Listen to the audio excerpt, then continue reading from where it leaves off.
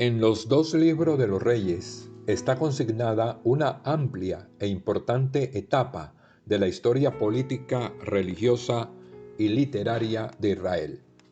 Es una etapa que se prolonga durante unos 400 años desde la entronización de Salomón hacia el año 971 a.C. hasta el año 561 a.C.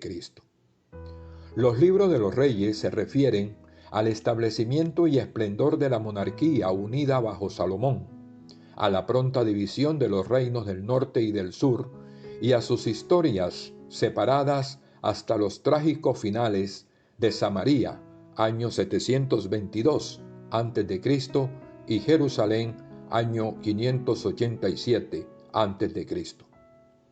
Es también la época de oro del profetismo, con especial referencia a Elías, Eliseo e Isaías.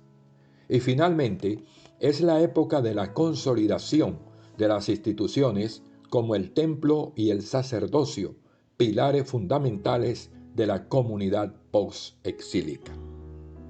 Los dos libros de Reyes fueron escritos en la época del exilio por un autor o autores de la escuela deuteronomista.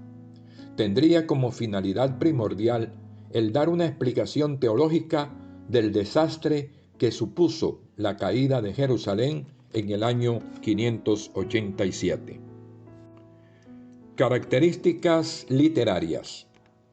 Los dos libros de Reyes comprenden la historia de los reyes de Israel y de Judá, desde la muerte de David hasta el exilio de Babilonia, con los más importantes acontecimientos sucedidos a lo largo de estos 4 siglos. Todo este amplio contenido se divide en 3 partes. Primera parte: Historia de Salomón. 1 Reyes, capítulos del 1 al 11.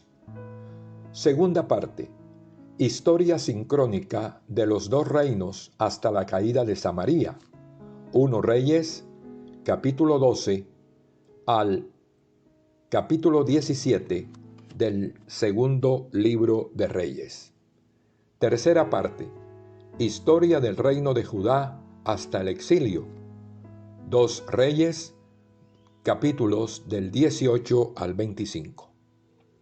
La gran variedad de formas literarias que encontramos en los libros de los Reyes hace difícil que podamos hablar de un solo género literario. Aunque los libros de Reyes no es una obra estrictamente profética, el elemento profético adquiere un papel predominante. Tampoco es un libro de historia, pero utiliza materiales de tipo histórico.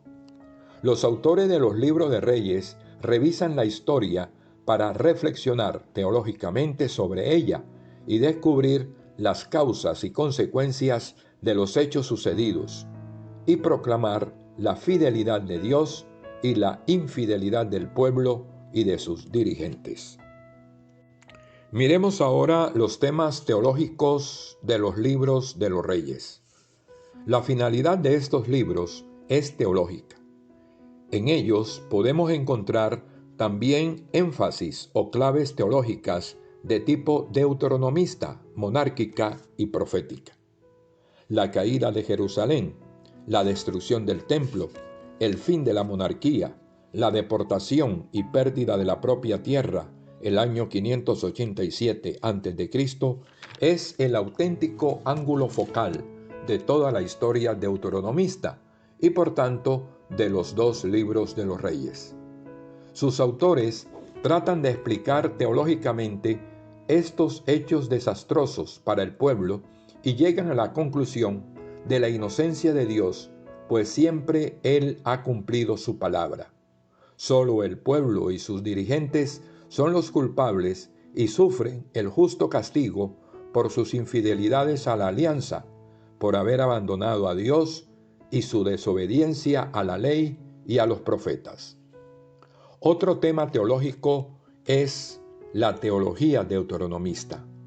A partir de esta teología, los autores revisan y juzgan la historia.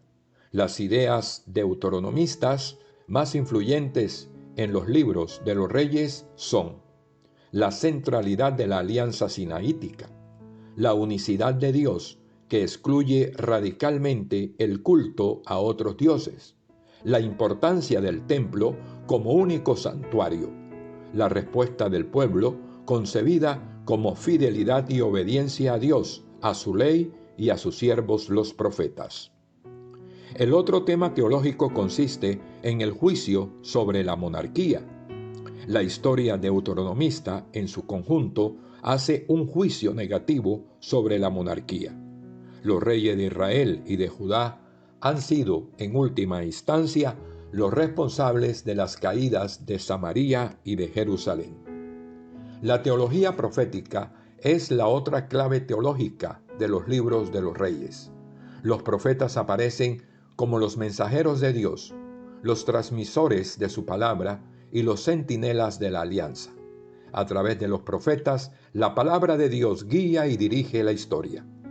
Y la última clave teológica de los libros de los reyes es la llamada a la conversión y a la esperanza. Si el pueblo se convierte a Dios, Dios de nuevo estará con su pueblo y lo hará regresar a la tierra. Dios es fiel y ninguna de sus buenas palabras dejará de cumplirse.